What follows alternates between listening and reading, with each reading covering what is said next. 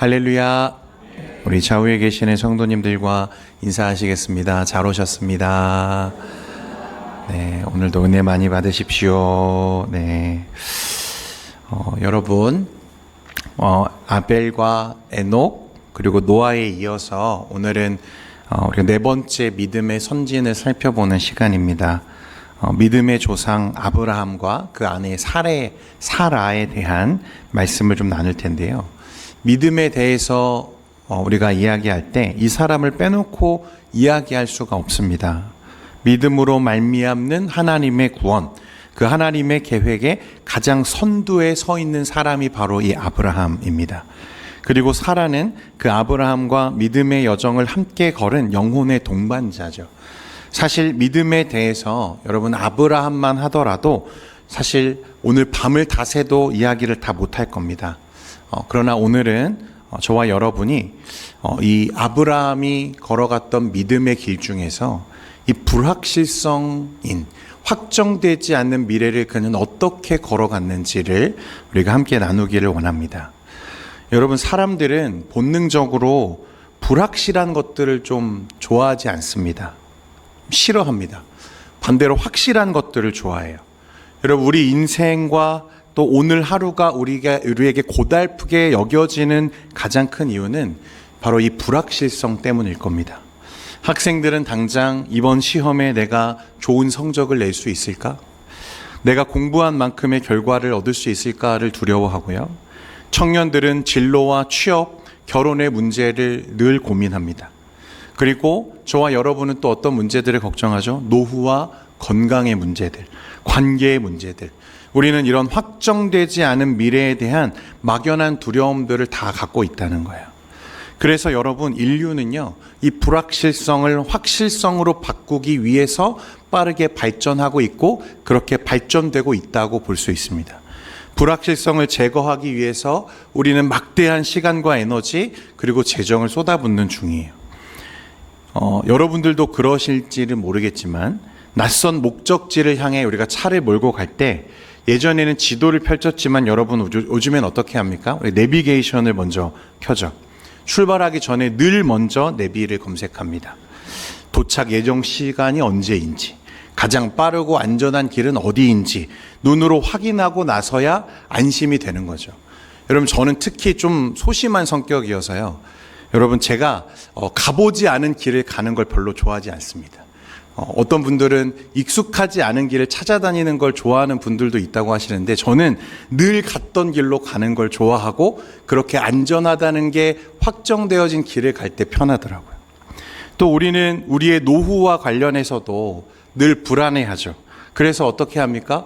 보험과 연금, 이런 미래의 안전장치를 2중, 3중으로 마련하려고 모두가 다 애를 쓰는 것 같아요. 뿐만 아니라 급변하는 세상 속에서 우리 자녀들의 미래가 불투명하잖아요.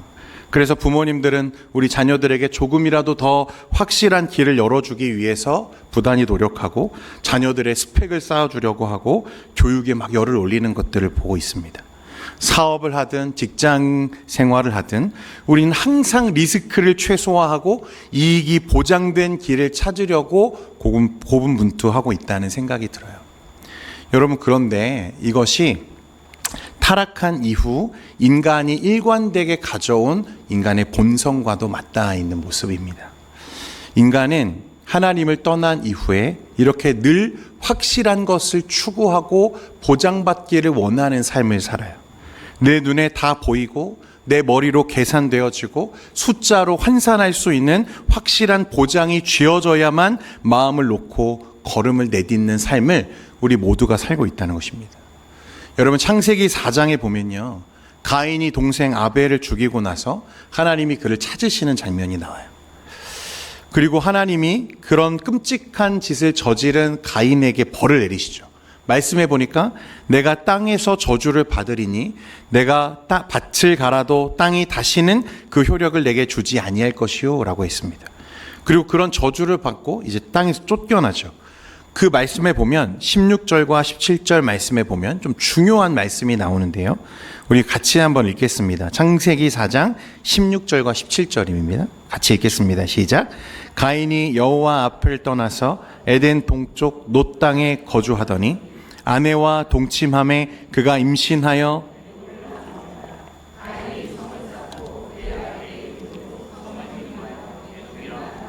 아멘. 여러분, 이 에녹은 그 에녹과 다른 에녹입니다. 네. 가인이 하나님으로부터 버림받고 나서요, 이제 에덴 동쪽 놋 땅에 거주하게 되었는데, 그 땅에 정착해서 가인이 가장 먼저 한 일은 무엇이었냐면 성을 쌓는 일이었어요. 성을 쌓았다. 뭐 성을 쌓는 게 뭐 이상한 일입니까? 라고 생각하기 쉽겠지만, 여러분, 사람이 하나님을 떠나서 가장 먼저 한 일은 하나님 대신 나를 지켜줄 수 있는, 눈에 보이는 무언가를 만들어내는 일이었어요.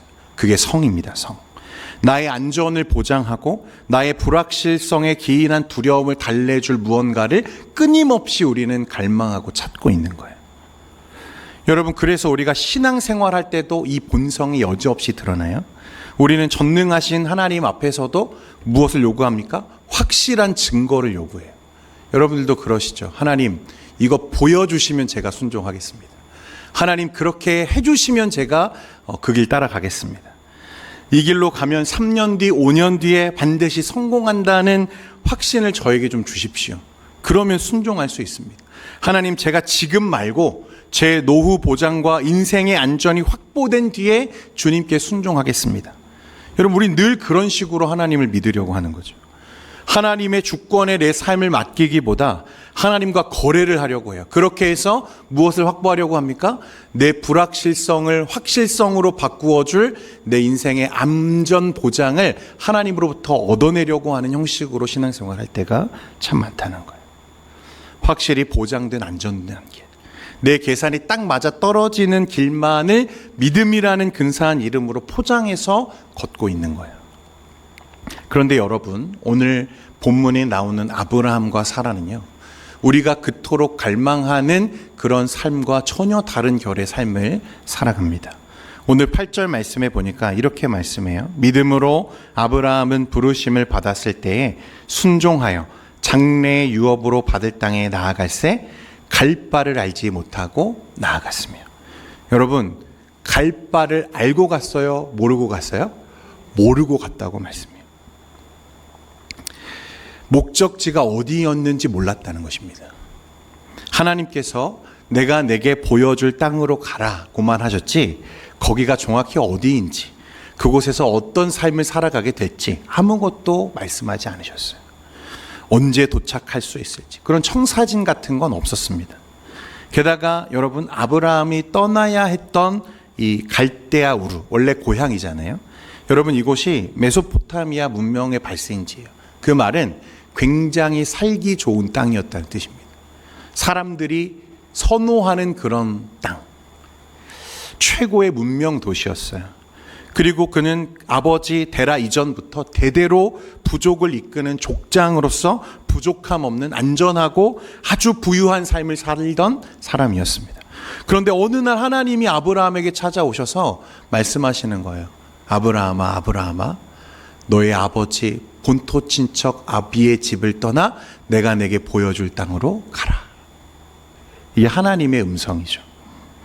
그에게 우르는 평생을 쌓아온 익숙한 삶의 터전이죠. 나를 지켜줄 든든한 혈연과 인맥과 그야말로 안전지대였습니다.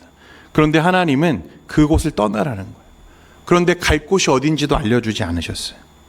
하나님은 그곳, 그 눈에 보이는 견고한 너의 삶, 안전지대에서 손을 떼고 오직 눈에 보이지 않는 말씀 하나만 의지해서 미지의 길로, 보이지 않는 세계로 걸어가라고 요구하셨다는 것입니다.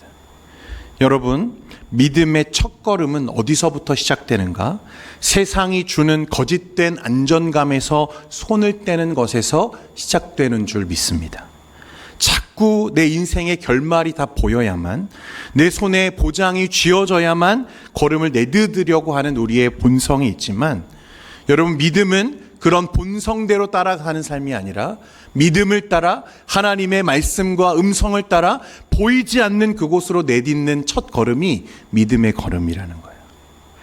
불확실한 인생 앞에서 두려워하면서 세상이 말하는 스펙과 익숙한 인맥이라는 나만의 견고한 성을 쌓아두고 거기서 살아가는 이 세상 사람들과 달리 저와 여러분은 말씀을 따라서 보이지 않는 세상을 향해 발걸음을 내딛는 그런 인생, 바로 믿음의 삶이라는 것입니다. 그래서 여러분, 성경이 말하는 진짜 믿음은요, 다 이해가 되어서 가는 게 아니에요. 내 손에 쥐어진 안정된 현실을 내려놓고 갈 바를 알지 못하지만 나를 부르신 그분의 신친하심을 믿고 오늘 하루 분량의 걸음을 떼는 것이 믿음의 삶입니다. 사랑하는 성도 여러분, 여러분이 그런 믿음의 걸음을 걸을 수 있기를 간절히 소망합니다. 그러니까 아브라함은 지금까지 자신이 일구어온, 그래서 그의 삶에 쌓아 올려놓은 모든 것들, 아버지의 집보다, 그 안전을 보장해 줄 것 같던 나의 모든 인생보다 지금 나를 부르고 계시는 하나님이 더 크신 분임을 믿은 거예요. 그래서 내가 형성해온 나의 삶보다 그 나를 부르시는, 어디로 나를 이끄실지는 알 수 없지만 지금 나를 부르고 계시는 그 하나님이 나의 모든 삶보다 더 크신 분임을 믿을 때 그가 걸을 수 있었다는 것입니다. 이게 믿음의 첫걸음이에요. 그래서 자신의 모든 안전과 보장된 삶으로부터 떠나서 믿음의 걸음을 내딛었을 때 무엇이 시작돼요? 순례의 길, 믿음의 삶이 그때부터 시작되는 것입니다. 그런데 여러분, 이 믿음의 삶이 그러면 우리의 예상대로라면 어떻게 흘러가야 되는가? 우리는 뭔가 하나님이 떠나길 잘했구나.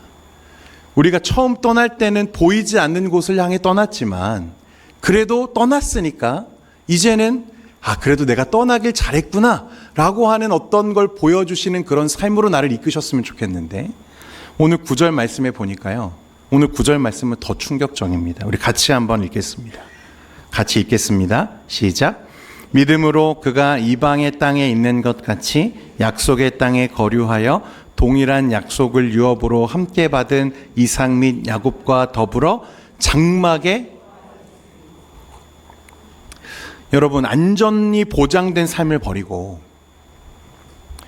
이 땅에서 누릴 수 있는 모든 것들을 포기하고 하나님의 약속을 믿고 나섰으면 그래도 뭔가 그러길 잘했다, 정말 떠나길 잘했다, 그런 보상이라도 있을 줄 알았는데, 그런데 오늘 말씀해 보니까 약속의 땅에 아브라함을 기다린 건 뭐였냐면 그런 삶이 아니라 3대가 어디서 살았냐면 장막에 살았다고 말씀합니다. 장막에. 여러분, 장막이 뭐예요? 텐트예요, 텐트. 여러분, 텐트에서 사는 삶, 이건 뭘 말하는 거냐면 정착되지 않은 삶을 말하는 것입니다. 언제든지 텐트를 거두어서 떠날 준비를 해야 하는 삶을 말하는 거예요. 상황이 여의치 않으면 언제든지 그 자리를 떠나야 하는 나그네와 같은 삶. 하나님의 약속을 믿고 하나님의 약속을 따라서 이제 보이지 않는 강을 건너서 약속의 땅에 도착했을 때 아브라함에게 주어진 삶은 어떤 그것보다 더 나은 보상이 있는 삶이 전혀 아니었다는 거예요. 장막에 거하는 삶이에요.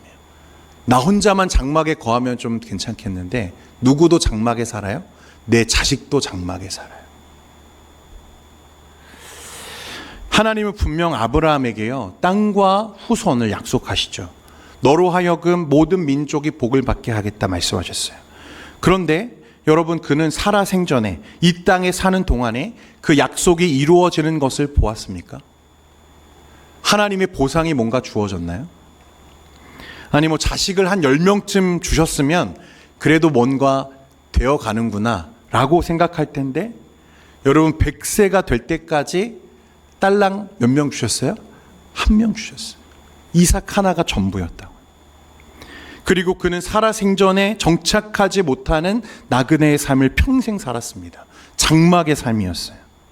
그런데 그런 삶을 불평하지 않은 채 순종으로 하나님이 걷게 하신 순례의 길을 그가 걸어가죠.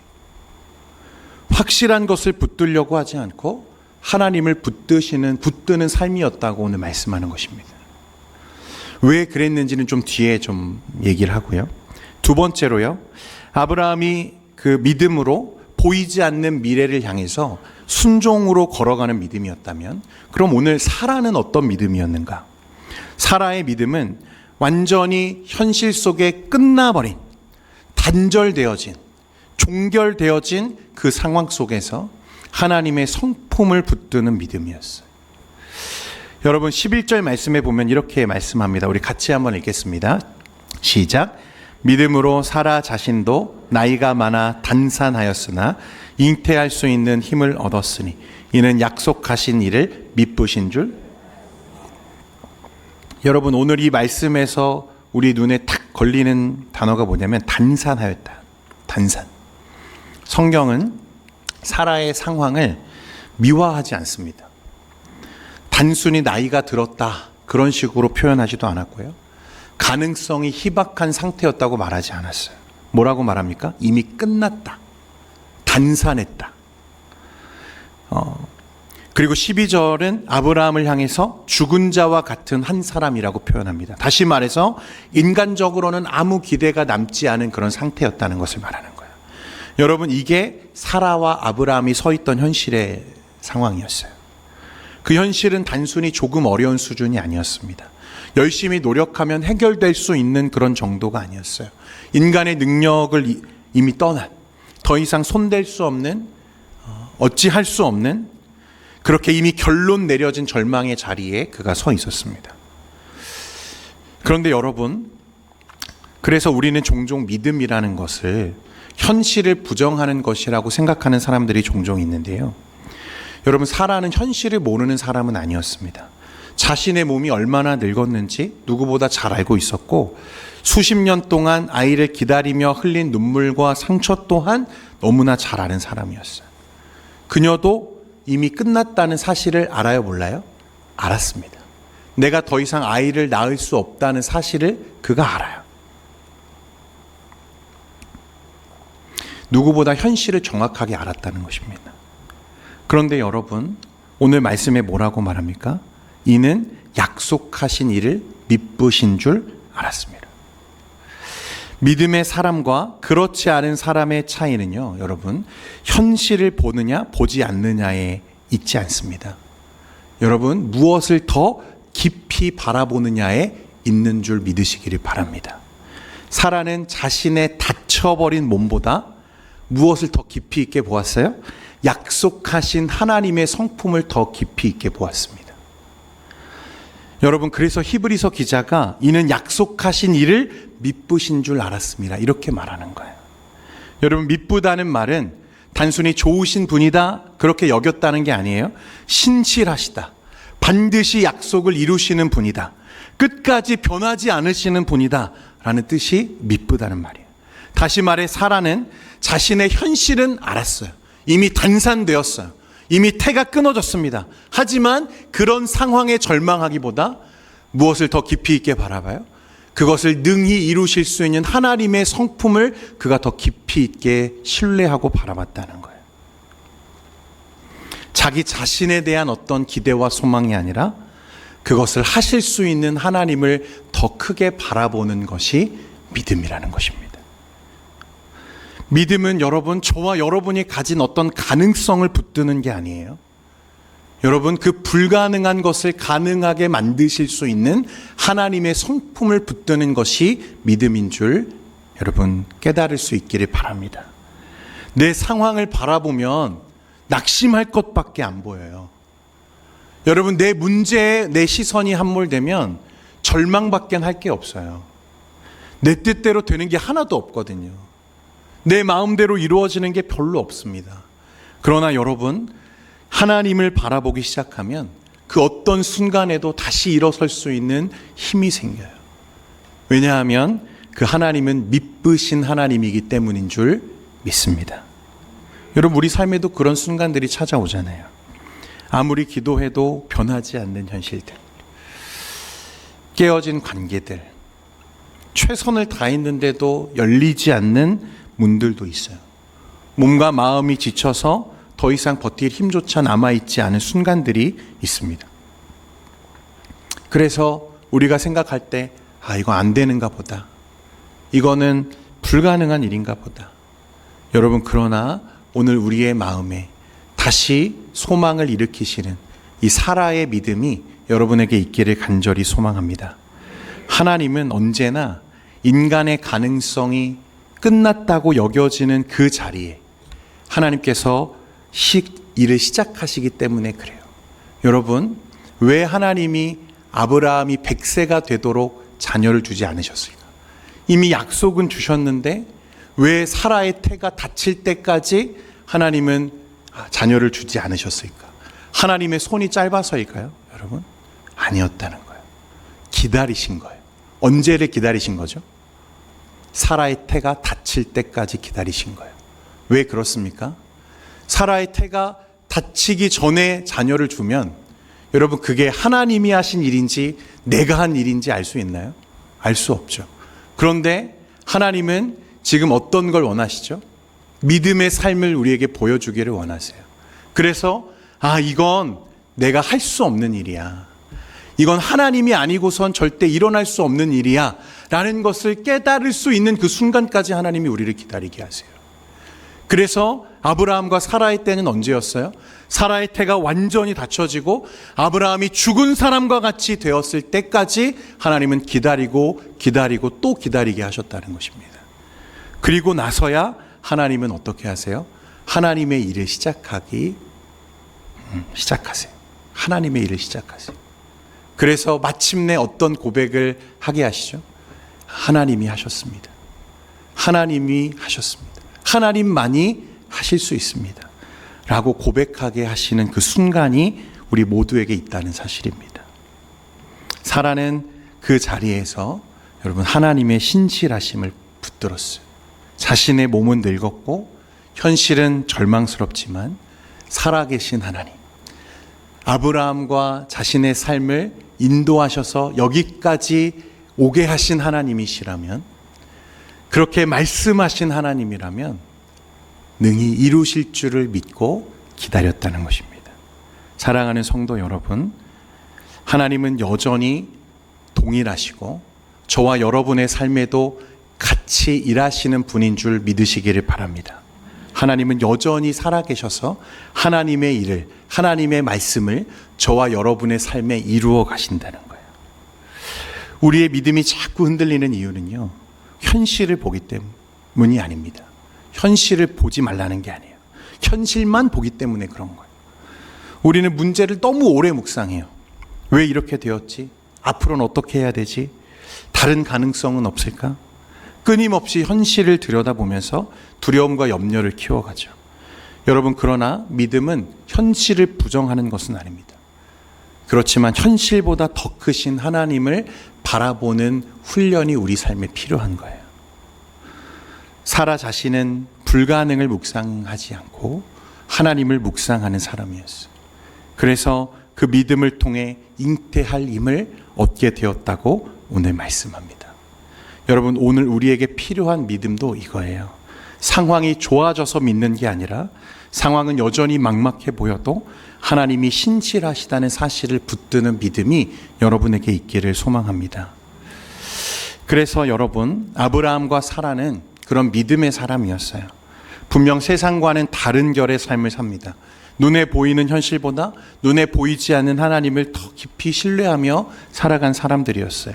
그런데 우리가 오해하지 말아야 할 것은 무엇이냐면, 그들이 믿음이 있었기 때문에 완벽한 삶을 살았다는 것은 아닙니다. 여러분, 아브라함도 실수했어요. 그는 두려움에 하나님의 약속을 저버리고 애굽으로 도망친 적도 있고, 자신의 아내를 누이라고 속임으로 하나님의 약속을 위태롭게 만든 적도 있습니다. 사라도 완전히 담대한 사람은 아니었어요. 하나님께서 늙은 자신에게 아들을 주시겠다고 말씀하셨을 때 그가 속으로 웃죠. 비웃죠. 믿음이 흔들렸고 그도 이해되지 않는 순간들이 있었다는 거예요. 그런데도 하나님은 그들을 믿음의 사람이라고 부르시죠. 왜 그렇습니까? 여러분, 믿음이라는 것은 완벽한 사람이 되는 것이 아니라 완전하신 하나님을 향해 살아가는 사람들을 믿음의 사람이라고 말하는 거예요. 여러분, 오늘 믿음이 조금 연약해 보이십니까? 여러분 스스로 나에게 믿음이 너무 없는 것 같아, 그렇게 여겨지십니까? 그러면 오늘 이 밤에 하나님 앞에 여러분의 믿음을 위해서 기도할 수 있기를 바랍니다. 하나님, 나의 믿음 연약함을 좀 도와주십시오. 내가 이 세상과 문제에 너무 휘둘리지 않고 하나님, 이 현실 너머에 더 크신 하나님을 바라볼 수 있도록 나에게 믿음을 좀 주십시오. 그렇게 기도하는 오늘 이 밤이 되기를 간절히 소망합니다. 그래서 믿음은 넘어지지 않는 삶이 아니라 넘어져도 다시 하나님을 바라볼 수 있는 삶. 현실의 두려움이 없어지는 삶이 아니라 두려움 속에서도 하나님을 끝까지 붙드는 삶이 믿음의 삶인 거예요. 그래서 히브리서 11장 13절 이하에서 믿음의 사람들을 이렇게 설명합니다. 이 사람들은 다 믿음을 따라 죽었으며 약속들을 받지 못하였을 때 그것들을 멀리서 보고 환영하며 또 땅에서는 외국인과 나그네임을 증언하였으니. 여러분, 참 놀라운 말씀이에요. 믿음의 사람들인데도요, 약속을 완전히 손에 쥐지 못한 채 인생을 마쳤다고 말합니다. 약속들을 받지 못했다고 말해요. 앞에서도 여러분 말씀드렸지만 그들은 약속의 땅에 들어갔지만 자기 땅이라고 말할 땅이 거의 없었어요. 아브라함이 은 400세겔을 주고 산 막벨라 굴, 그 작은 공간 하나만 소유했을 뿐이었습니다. 웅장한 성을 세우는 것도 아니고 안정된 나라를 이룩한 것도 아니에요. 오히려 장막을 옮겨다니며 나그네와 같이 살았습니다. 그런데 여러분, 그게 믿음의 삶이라고 말한다는 거예요. 오히려 그것이 믿음의 삶이라고 말합니다. 여러분, 왜 그렇습니까? 아브라함과 사라는 이 땅을 최종 목적지로 생각하지 않았다는 거예요. 사실 아브라함에게는 언제든 돌아갈 수 있는 고향이 있잖아요. 마음만 먹으면 갈대아 우르로 돌아갈 수도 있었을 거예요. 힘든 광야 생활 끝내고 안정된 삶을 택할 수도 있었을 겁니다. 그런데 그는 한 번도 그 지역에 돌아가려고 하지 않았어요. 왜냐하면 하나님을 만나고 난 뒤에는 이전의 삶으로 더 이상 만족할 수 없었기 때문에 그렇습니다. 15절과 16절 말씀에 보면 그들이 나온 바 본향을 생각하였더라면 돌아갈 기회가 있었으려니와 그들이 이제는 더 나은 본향을 사모하니 곧 하늘에 있는 것이라. 여러분, 무엇을 사모했다고 말합니까?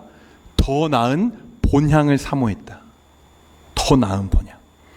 자신에게 안전을 확보해 줄 수 있는 그 땅보다 더 나은 본향을 사모하며 그 땅에 살았다는 거예요.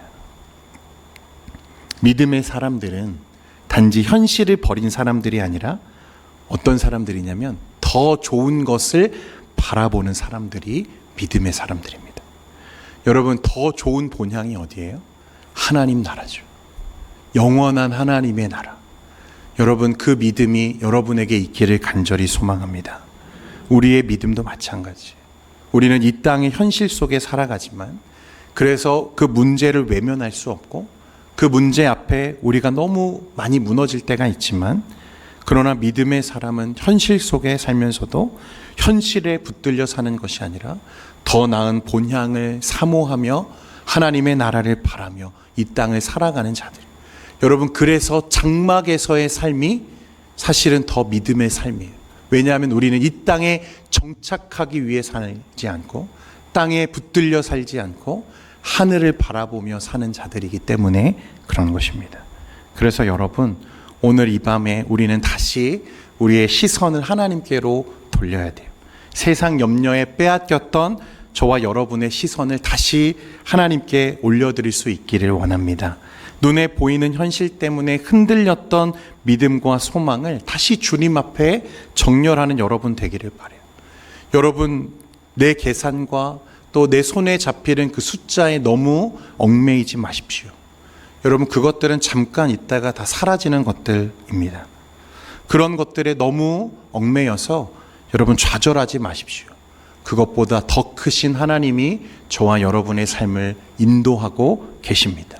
그 숫자가 우리의 삶을 좌우하지 않고 그 환경이 저와 여러분을 규정하지 않습니다. 하나님의 은혜가 우리의 삶에 늘 함께 하심을 믿으시고 오늘 아브라함과 사라가 걸어갔던 그 믿음의 길을 함께 걸어갈 수 있는 저와 여러분 되기를 소망합니다. 우리 이 시간에 한번 회개와 결단의 자리로 같이 나아가기를 원합니다.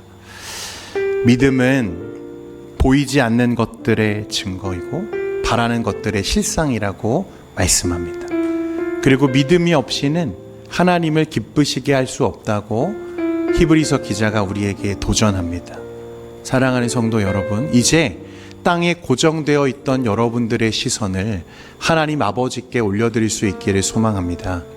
여러분, 그래서 하나님이 나의 안전이고 하나님이 나의 보장이심을 믿으실 수 있기를 바라요. 그래야 이 땅에 매여 있는 문제에서 여러분 좌절하지 않고 하나님을 향하여 사는 삶, 이 땅에 잇대어 살지만 영혼을 바라보며 사는 삶, 여러분 그런 삶을 살아가는 우리 모두가 되기를 간절히 소망합니다.